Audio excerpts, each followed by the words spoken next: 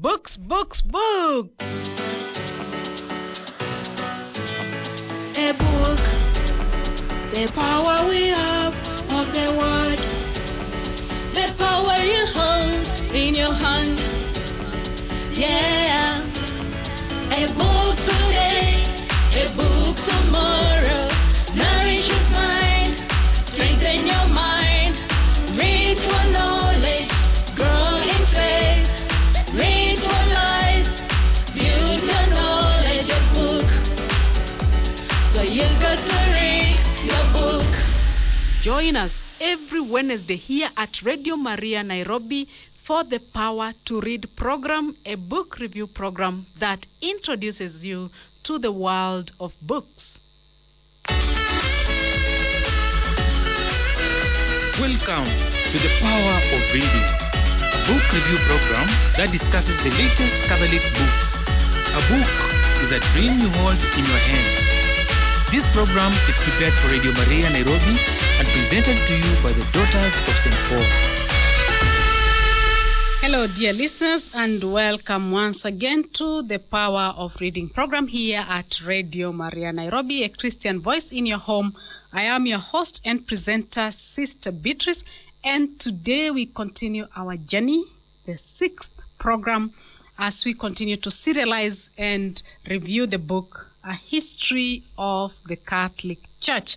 And we continue with this program where we endeavor to present to you, dear listener, the important, latest, and classic Catholic books. And we also continue to encourage all of us that we may grow in our reading culture, we may grow our desire always to be able to read so that we can grow in our faith and grow also in our human development. Of course, reading is challenged today, and I would encourage you, dear listener, a follower of this program, The Power of Reading, to continue to cultivate that value of reading in your life, but also to encourage others, especially children and young people, to read, because there's a way we learn through reading, a way we acquire knowledge, a way that our mind is formed that actually we may not be able to achieve through using maybe the internet or social media, this modern technology, because sometimes it is too fast and sometimes it gives us so much information at the same time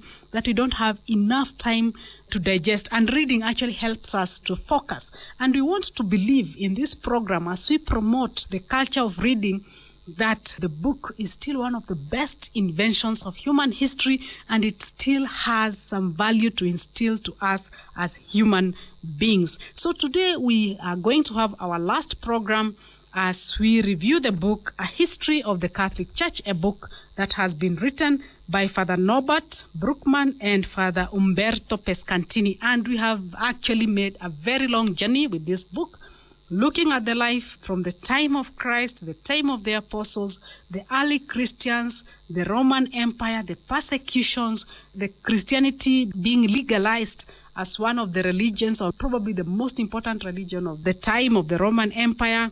And of course, that helping the church to grow, to flourish. We saw the flourishing of the churches in the Latin part or the Roman part of the empire, in Rome, in Carthage, in Alexandria, in Egypt, in Constantinople, in the Eastern Greek Orthodox part, and all that. We have been through that. But also we have seen the rise of challenges in the church, the heresies, Islam, the decline of the empire. Then, of course, when the empire declines, then there were these nobles who came up and started this feudal system, where there were lords who owned chunks of land, and people were trying to protect themselves from taxes would go under these people, and also this affected the life of the church. And eventually we even spoke about the monastic life. We talk about the friars, mainly the Dominicans and the Franciscans. We entered into the life of the Reformation, the division of the schism first that happened between the Eastern and the Western churches, and of course the Reformation that brought the division of Christianity. And today we are going to start a journey with the understanding of how the church renewed itself, because also this experience, even though it was negative, it was unfortunate, but also brought some light into the church, as we find narrated to us in this history of the Catholic Church. So we are going to take our first break. Make sure you have your book with you. I hope after 5 lessons, all of us now have a copy of this book, A History of the Catholic Church by Father Norbert and Father Umberto Pescantini. So let us sit back, and actually we shall be looking at something in chapter 10. And then we shall continue to see, and this is actually after the Reformation. So we take a break as we continue with the Power of Reading program here at Radio Maria Nairobi.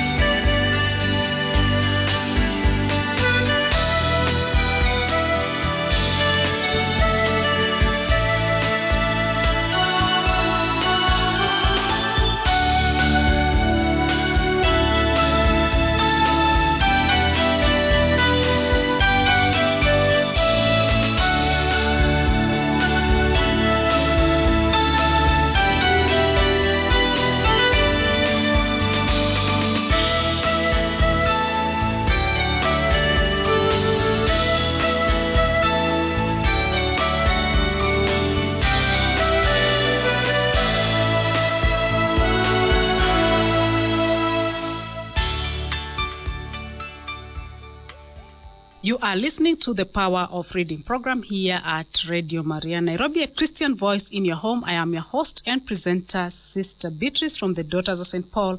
And today, actually, we are doing the last series in a series of the programs that we have presented to you, where we have serialized a history of the Catholic Church, a book published by Pauline's Publications Africa and written by Father Norbert Bruckmann, who is a Marianist father, and Father Umberto Pescantini, a Comboni missionary. And actually this book has also been revised by Father Stephen Njure, who is a priest of the Catholic Diocese of Eldoret here in Kenya. Now let's go straight to our topic of today, or what we shall look at today, and this is about a renewed church, a living faith. Now, the Reformation brought its own renewal within the church. The authors talk about the reform of the popes. That was the first thing that happened. Because remember, in our last week's program, we spoke about the popes who are corrupt. They got involved with the politicians, they got involved with matters, money, and also they got involved in a lax life, a life of sin. Some even had mistresses. They would give positions to their relatives and even illegitimate children. So the disastrous Pope Leo X governed the Catholic Church from 1513 to 1521 indifferently at a time that called for action. He was very indifferent and a secular humanist. He was a secular humanist. He was a great patron of the arts, spending money generously and taking holidays for months at a time, seeing himself as a Roman politician rather than a religious leader. Pope Leo seldom celebrated Mass. It was during his pontificate that Protestantism began, and he failed to provide necessary Catholic leadership to respond to it. After Leo, the cardinals chose Adrian the sixth, a Dutchman, and the last non-Italian for 450 years. He lived only a year, but in a short time assaulted the bastions of Roman corruption that dominated the church. The shock was perhaps too much, and he did not have much time to initiate real reform. And of course, we see that there was a great desire of spiritual revitalization that began in Spain and Italy, and actually this contributed later to the success of Catholic renewal.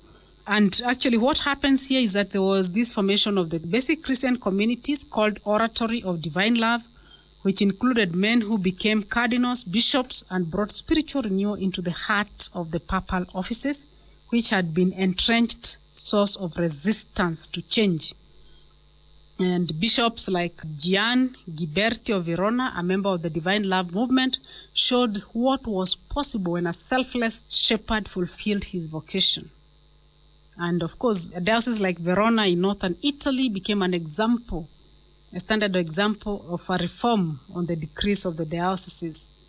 And of course, what was important at this time, we see that the Emperor Charles IV allowed the bishops to meet under his protection in Trent from 1545 to 1563, and this became the famous Council of Trent. And actually, Pope Paul III began with a thorough preparation, and he also tried to create a kind of repentance of the sinful church. And the Council of Trent put into effect a program for the Catholic Church that would last throughout the modern period until the Second Vatican Council that took place in 1962 to 1965. It defined the belief and life of the Catholic Church and its way of being in the new Europe. Of course, the first agenda was to restate the traditional faith of Catholics clearly, but Trent went beyond a mere reply to Protestantism in order to produce a statement of faith, not only for the current crisis, but also coming age. And of course, the Bible at this time was declared without error. Because remember, some of the theses, if you take the book and read of Martin Luther, was also to take away some of the books of the Bible and other things. And the council actually defined the doctrines most in dispute at that time, the doctrines of the church. One was original sin. They spoke about original sin and it's the legacy of the fall of our first parents, and only baptism removes it. Since all have original sin, infants should be baptized, and baptism truly removes sins, not merely covering them up. The second doctrine was the seven sacraments. Remember, again, the Reformation did not accept the sacraments. I think they only remained with two, baptism and the Eucharist.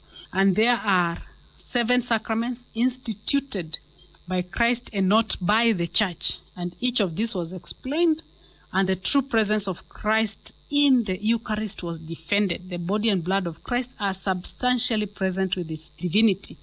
And the Mass is a true sacrifice, an image of Christ on Calvary. And marriage was vindicated as a true sacrament, and its permanency during life defended.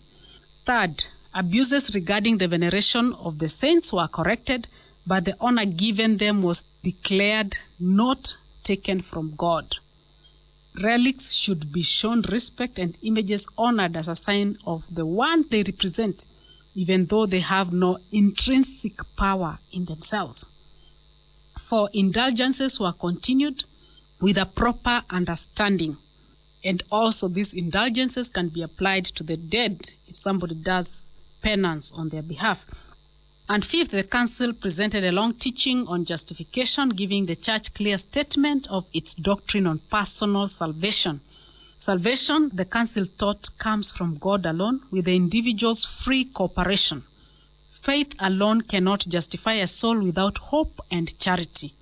Faith is a free gift of God, but grace is given to all, not just an elite group of the elect.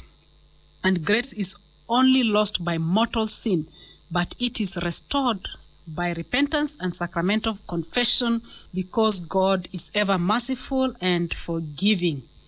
And of course, the council also turned itself to the moral reform of the church. They did not only talk about doctrines, and they presented a full program of renewal. So here you will find again other 5 points that talk about the abuses of the clergy and the bishops, and they were dealt with in the series of disciplinary decrees. A bishop had to live in his diocese. Remember, last week we spoke about the way the people in Milan came out to see St. Charles Borromeo because they had not seen a bishop for 60 years. Even though they had a bishop, he was not concerned about them.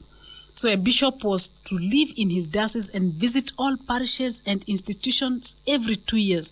A parish priest had to live in his parish and could receive only the income from that position. Preaching by both bishop and priest was restored to importance. Upright moral life was insisted upon, and concubinage or other grave crimes were punishable by penalties up to excommunication. Seminaries were to be established in every diocese or region to standardize training of the clergy. Unworthy candidates were to be rejected, including illegitimate boys who had often up to then been made clerics to provide for them. Priestly vocation was to be free personal choice, not by assignment by parents. The seminary decree took several centuries to enforce, but had probably the most valuable lasting effect. Number 3, about the reformation of the Council of Trent, the moral reformation. The liturgy was systemized. Of course, the final text was not published until 1570. And this replaced the hundreds of forms of the Latin rite that had been used during the Middle Ages. Rites over 200 years old were allowed to continue, and then only on a limited basis. A congregation of rites was established and maintained uniformity in liturgical texts. 4. Administrative reform of the papal curia or bureaucracy was mandated by the council, and this was completed in 1588. It provided greater professional service and avoided the worst interferences of princes and prominent families. And 5, control of heresy and the spread of heretical ideas was also looked into, and the council took stern measures, and actually they created even an index of forbidden books so that they can try to help the people. Because remember, at this time, during the Council of Trent, already we have the invention of the printing press, so there were a lot of books. In fact, even the Protestant Reformation profited a lot in the printing of the Bible, the first book to be printed, and that's why they were able to quickly have access to the Word of God and start giving it very high prominence, because their church was born during the printed time age, which was not there before. So there were a lot of other reforms. There were reforms in terms of doctrinal issues. There were also reforms aimed at religious and monastery, and actually a novitiate. The preparation to religious life was required at least 1 year, and one had to be at least 16 to be able to profess, not earlier. Before, we have heard even of popes who are 12 years old. And nuns were to be in strict cloistered. The consecrated virgins who lived independently could engage in ministries. So there was a bit of order. So that is what the church did. But at the same time also we see another rise of a reformation in England that was different from the rest of the continent. And in England we have what we call Anglicanism, and it was also part of the personal affairs of King Henry VIII. We are told King Henry VIII had inherited the throne from his brother Arthur, and Henry had prepared for other things, and actually he had even thought to have a career in the church. He had studied theology, but this was put aside when Arthur died unexpectedly, and at 17 Henry became the king, and 2 months later married Arthur's widow, that is Catherine of Aragon, 6 years his senior. And this arranged marriage to the daughter of the King of Spain was soon in trouble, and Henry took a series of mistresses. You know the story, or you can read about it. And in the end, we see because of this situation and some ugly things that happened, for example, Henry had Anne executed for adultery, even though he himself was also adulterous. We find that in the end, the king, wanting to remarry, had to break ranks with Rome. And of course, he started choosing bishops and other things. You can also read that in the book. And the faith of the Anglican Church they say that actually the Anglican Church is like the Catholic faith in the Protestant language, because even though they were separated, because Anglican means English actually, the 7 sacraments were retained, with baptism and the Eucharist being the major sacraments. Of course, the Catholic theology of sacrifice disappeared from the Mass, but Anglicans continued their faith in the real presence of Christ in the Eucharist, although they rejected the Catholic definition of it. And of course, Anglicanism was an important part of the Reformation, because England became a major world power of later centuries. Its faith followed the English flag to the colonies, and Anglican communities were founded across the globe in keeping the national nature of Anglicanism. Each of them became an autonomous church. They actually remained true to what they believed. And of course, at this time, you see a lot of new religious orders. Among the priests who worked in English missions as Catholics called Anglican Britain were the members of the New Order, Society of Jesus, or the Jesuits. They were founded by St. Ignatius of Loyola, a Basque Spaniard. Although the most successful and far-reaching of the new communities founded at that time of the Protestant crisis, they were only one of the many, and there were new branches on the ancient tree of the religious life. So religious life also at this time flourished a lot. You know, you find the Ursulines, you have the Jesuits, you have the Ursulines founded by St. Angela Merici, you have the Carmelites, St. Teresa of Avila and her disciple St. John of the Cross. You also have great Oratarians like St. Philip Neri, and this also brought, there are many others, St. John Eudes, who started the Eudists, and then Jean-Jacques Ollier of the Sulpicians. All these people wanted to bring a kind of reformation, and of course this brought about what we call the re-evangelizing of Europe. There was a kind of re-evangelizing of Europe and trying to bring faith back. So let's take a break, and then we come and see also that after all this drama, almost 15 centuries, we have seen the whole drama that has been happening around the Mediterranean, northern part of Africa, and also most of Europe up to the English Isles, the England and the North and Ireland. You will see now the church starting to have a new face. In chapter 11, our authors take us to what they call the new worlds, where now there is another experience of the faith and how the people have to go, the missionaries also. The whole idea of understanding Christianity changes slightly, and we see this movement, which is also important for our purposes here. You are listening to the Power of Reading program here at Radio Maria Nairobi. Let's take a break as we continue reviewing the book, A History of the Catholic Church.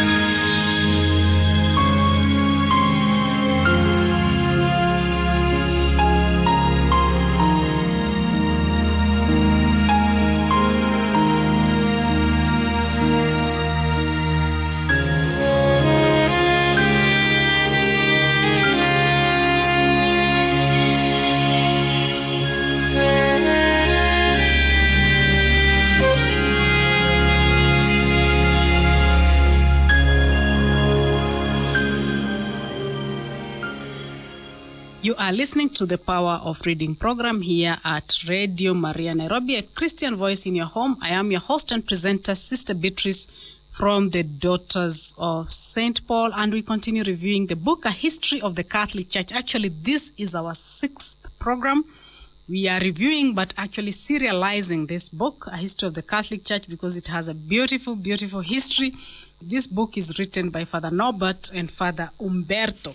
Now, let us see the new worlds. We have seen that so far we have looked at a history that has taken us around the 15th, 16th century.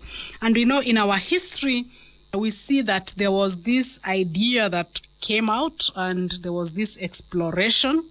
And we say that as the Middle Ages were coming to a close in the 15th century, Northern Europe was turned in upon itself in the convulsive conflicts of the Reformation. And the Spanish and Portuguese, on the contrary, were looking outward, probing into the Atlantic Ocean after the Moors were driven from Iberia. And a few small Spanish outposts were established on the northern African coast, and by 1450 the islands off the African coast had been settled. That is the Canaries, Cape Verde, the Azores, and they were the farthest west and south of any European settlement. And several factors combined to make Spain and Portugal spearhead of Christian expansion outside of Europe, because centuries of crusades against the Moors had linked the Spaniards and the Portuguese with the national expansion and religious energy. These things were together. And the Iberians, as they are called, were inspired by rivalry with the Muslims to seek ways to break Islam control on the overland trade routes from Asia and Africa. Also, they had developed the world's largest sea-going vessels, well adapted to the storms of the Atlantic. And the man responsible for Portuguese exploration, most of us learned this in history, was Prince Henry the Navigator, who lived about 1394 to 1460. And under his policy, the Portuguese pushed south along the African coast, Senegal in 1450, Benin in 1470, and the Congo in 1482. At last, in 1488, they found the southern tip of the continent, naming it the Cape of Good Hope, and all these trips had been close to land. But in 1497, Vasco da Gama sailed into the open sea and continued east, visiting the Arab trading town of Malindi here in Kenya, where he built a chapel and erected a cross. Finally, he reached port in India. And when he returned after 2 years, Da Gama had lost 2 of his 4 ships, but the cinnamon and pepper he brought back was worth 60 times the cost of the voyage. And the Portuguese established trading posts and forts all along this route, extending as far as present-day Indonesia. And some missionary work was done, but not with lasting success. And Europe had, however, made contact again with Black Africa and opened the Far East to Christianity. And by this time, Pedro Cabral, trying the route to the Cape, was blown off course and landed in Brazil. The Spaniards had also landed in America and were making settlements. And in 1494, Pope Alexander VI, trying to avoid conflict between Spain and Portugal, drew a line east of the Azores, dividing the new discoveries between the 2 Iberian nations. This began the padroado, or the patronage system, which commissioned the kings to further the faith, but gave them control over it in the new lands. And bishops and priests owed their appointments to the government and did its bidding. And evangelization was accepted as long as it contributed to national policy, and consequently Catholicism became intertwined with colonial expansion. Of course, we see this expansion also, at least for Africa. What is reported in our book is about the Congo. It was a significant African mission, and actually this is a beautiful story that I would want you to read, because the Portuguese got involved, because the Congo, by the way, at that time meant Angola and what we call present-day Congo and Congo-Brazzaville. So this was a place where the Portuguese had very strong ties. Of course, there was also movement to India. That was also another very important aspect. And actually, this also created a very exciting situation because the Portuguese discovered that there were Christians there already called St. Thomas Christians, a community of about 100,000 who went back to the earliest times. And this was Syriacs under the Patriarch of Babylon, receiving their bishops from Iraq. And they claimed foundation by St. Thomas the Apostle. And of course, the Asia was also another outreach that was contacted. So this founding of the new nations, up until the Philippines, Japan, Philippines, this founding of the exploration also made it possible for the church to grow. So there was again another impetus for the Catholic Church in terms of their growth. And of course, we have the whole area of Latin America. The story of Latin America actually is one of the most colorful, with Christopher Columbus sailing from Spain, and he made landfall in the New World. He thought he had found the passage to India, but in fact, Columbus had landed on the Caribbean islands, and he called the native people there Indians because he thought he was in India. But of course, we call them Amerindians to distinguish them from the Asian Indians. So in the end, they became the Americans. And of course, Spain exploited the New World. Of course, we have the story of Our Lady of Guadalupe. We see the missionaries also moving with these new explorers. Also, we can say something, the book says something about North America, that although Europe, through these explorers that went out in the 15th century, had discovered the New World, both of the Americas were well settled and included nations with advanced cultures as well as nomads and forest dwellers. And the first Western contacts were on the northern coast of the present United States, when a group of African monks fleeing the Vandal persecution settled with their bishops probably around 500 AD. And 5 centuries later, Icelandic Christians came to Greenland and North America, that is present-day New England in the USA. This is also a very interesting history also of understanding how the faith sometimes preceded even the explorers. And these are the things we find also in this history which is closer to us. And of course, this book also talks about the spirit of the revolution. There was a lot of energy in the Catholic renewal which carried the faith to the new lands and reclaimed so much of Europe. And this actually made almost Europe actually became a Christian nation. And of course, also there was a revolution in other areas, in areas of study, of knowledge. And of course, we have the age of the Enlightenment. And of course, at this time, we also have a little setback whereby at the time of the Enlightenment, where the power of human reasoning and confidence became so powerful because people discovered many things besides this exploration, faith and reason seemed to be traveling in opposite directions, even though people like St. Thomas Aquinas had already shown so clearly that faith and reason can be put together. So also there's that age of Enlightenment, and these thinkers were not able to have an understanding of the teaching of the faith, things like original sin and other things. And this also created a kind of a breakaway between the church and issues of this Enlightenment, especially scientific theories.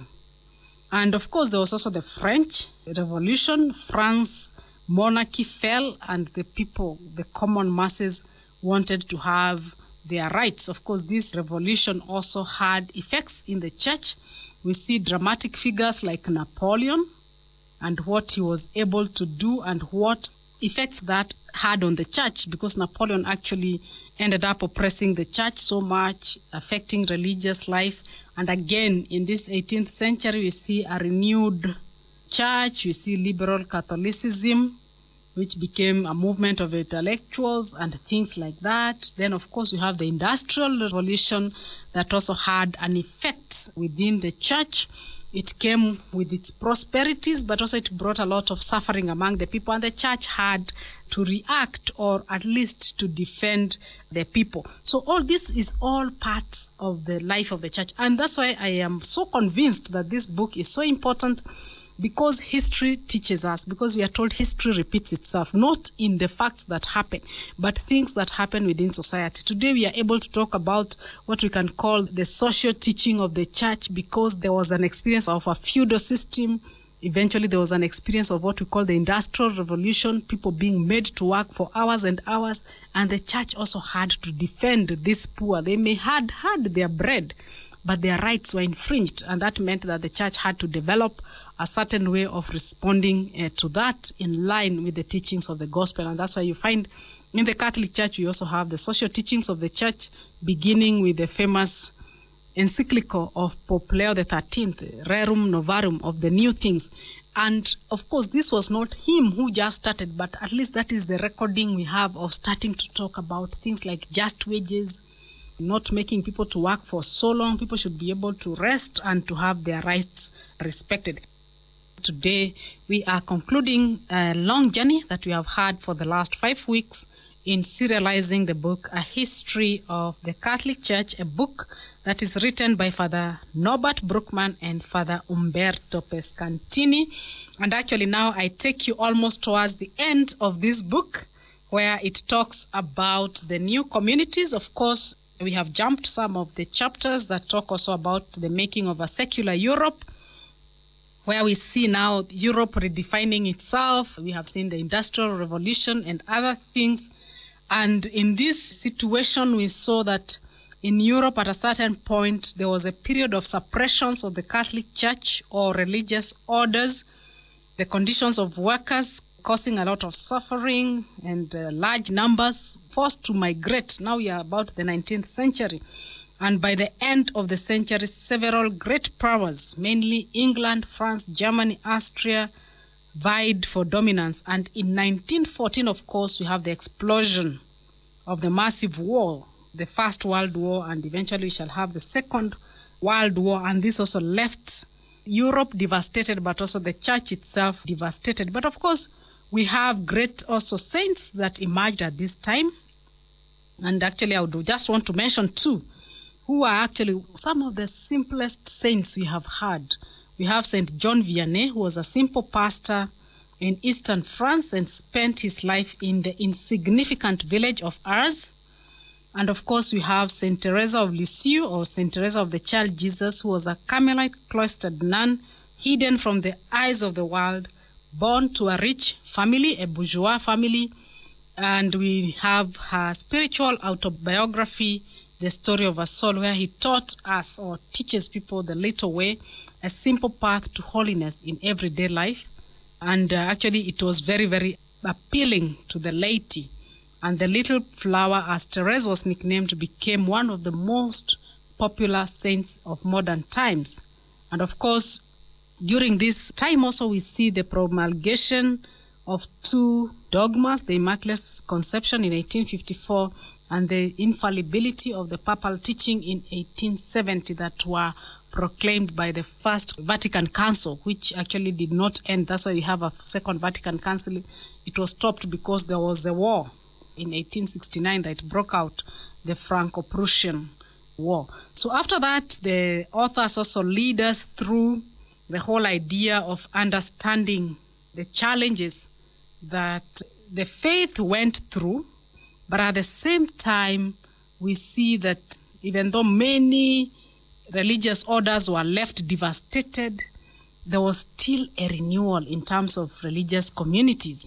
You see a renewal, you see new congregations starting, and we see older orders re-entering mission works in great numbers, notably the Franciscans. They renewed themselves, they created different branches, and they were able to go to the missions. And also we see other congregations being formed and entering religious missionary work, the Marists, and also the Congregation of the Holy Cross. Even though they were not founded to go to the missions, they accepted foreign missions and missionary vocations and provided even formation for them.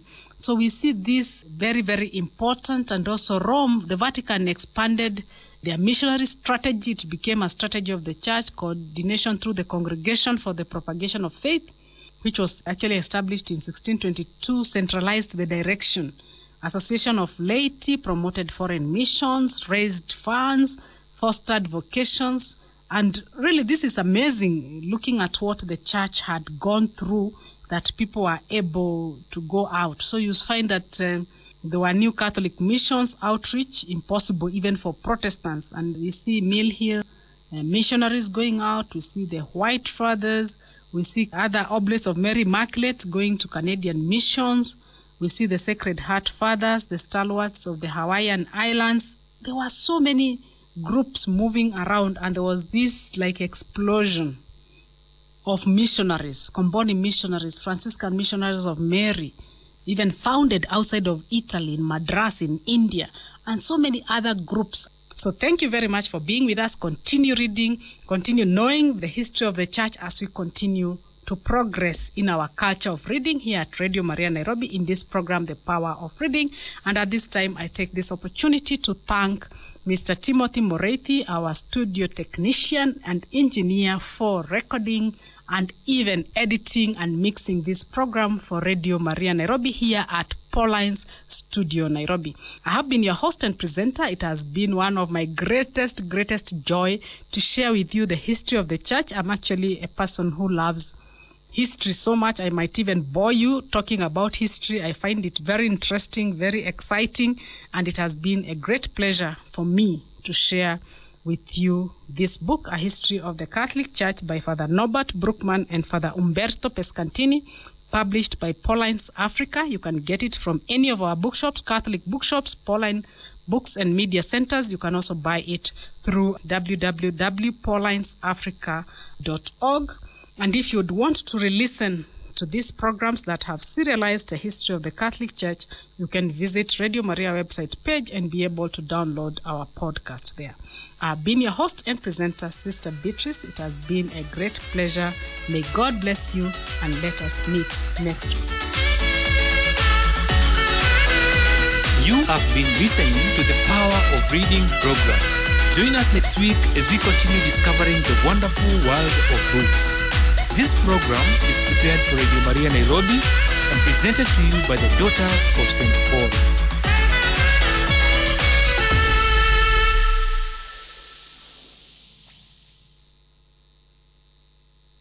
Books. A book, the power we have of the word, the power you hold in your hand. Yeah, a book today, a book tomorrow. Nourish your mind, strengthen your mind. Read for knowledge, grow in faith. Read for life, build your knowledge. A book, so you've got to read your book. Join us every Wednesday here at Radio Maria Nairobi for the Power to Read program, a book review program that introduces you to the world of books.